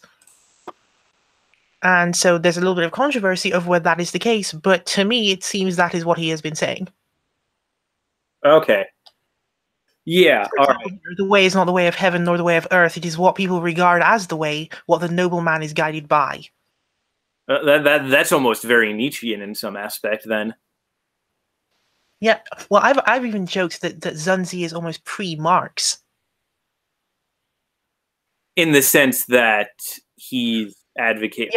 Yeah, in the sense that he was exposing an enormous material system in play there, that it's not coming from heaven, it's not coming from I don't know, ley lines on the earth or some kind of system that pre-existed human beings, but rather that it came through interactions of human beings with themselves, with other human beings, specifically the ruling class.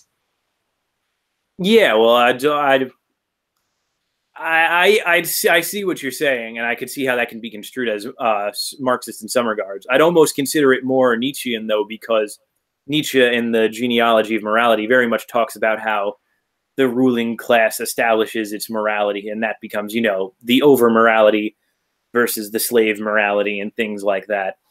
And so I guess depending on which way he's talking about it, like if he's talking about how the morality come about through the social interactions you have with the elite being bad, then yeah, it's probably more Marxist. But if he's talking about it in terms of just I didn't mean either bad or good. I mean either bad or good. I mean, you can see it doesn't necessarily matter how the people are reacting to it, but I just mean that that the official morality or the correct way, as it were, originates from the top and is sent downward from that position.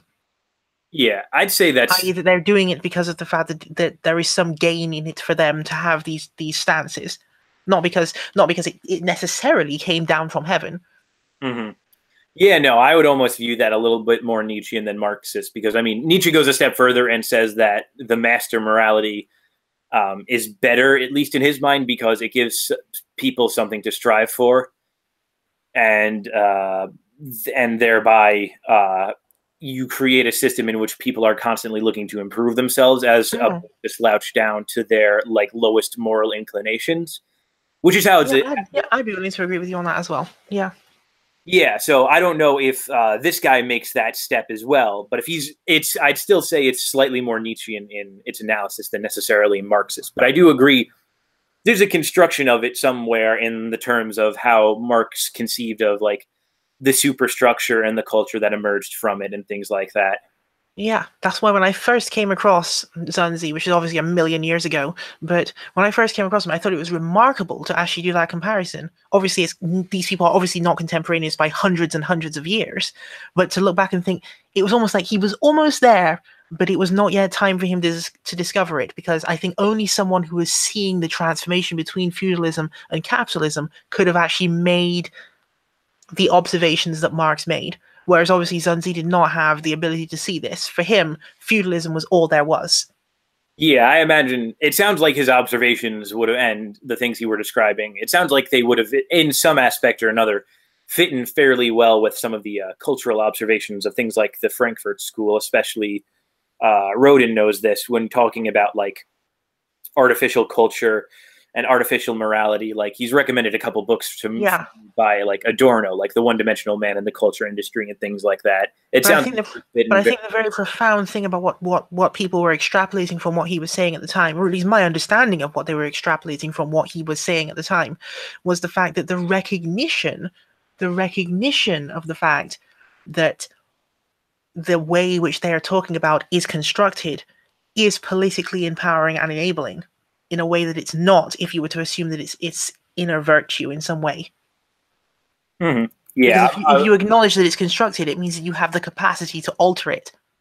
Yeah, that's pseudo-analyst in the chat kind of reminded me that the morality of the ruling class isn't always the master morality, even in antiquity. That's true. Nietzsche does actually set out specific qualifications.